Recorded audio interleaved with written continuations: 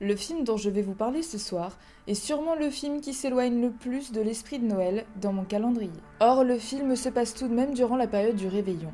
Et c'est un film réalisé par deux personnes que j'affectionne beaucoup, donc j'ai pensé qu'il méritait sa place dans ce calendrier.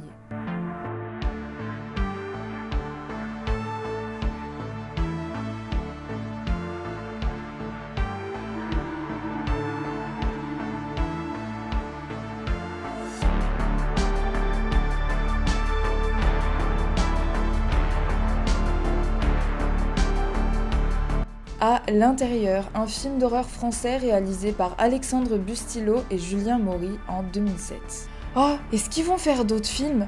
Non, parce que là où je suis, il y en a qu'un seul, et c'est celui-là. Oui, oui, t'inquiète pas, hein. Cette année, on a eu le droit à The Deep House et Candy Shah. Le présent, ça a l'air tellement bien. Ouais, profite un peu de ta dimension parce que les choses vont bien changer. Alors, à l'intérieur, c'est l'histoire d'une femme enceinte qui perd son mari dans un accident de voiture et qui se retrouve seule le soir du réveillon. Alors que son accouchement est prévu pour le lendemain, une étrange femme tourne autour de sa maison, la menace et la harcèle. Cette inconnue est déterminée à lui arracher son bébé.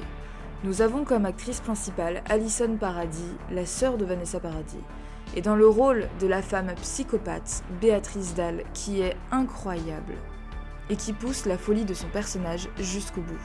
Ce qui est bien avec les films dont tu nous parles, c'est que c'est toujours très très joyeux. Le film se passe en huis clos, comporte des scènes extrêmement gore et une histoire assez glauque. Ce film est assez rapide et il va au bout des choses très rapidement. Et même si le jeu de certains acteurs n'est pas toujours convaincant, le film est entièrement porté par Béatrice Dalle et certaines originalités de montage m'ont fait vraiment froid dans le dos. Bon les filles, je suis désolée, hein, mais moi j'ai un rendez-vous ce soir. On retourne au ciné avec les copains, donc je vous laisse. Attends, tu fais quoi là? Et pourquoi elle met un masque? J'ai pas le droit de le dire. Quoi? Qu'est-ce qui se passe? Oh non. Et comme d'habitude, je ne comprends toujours rien.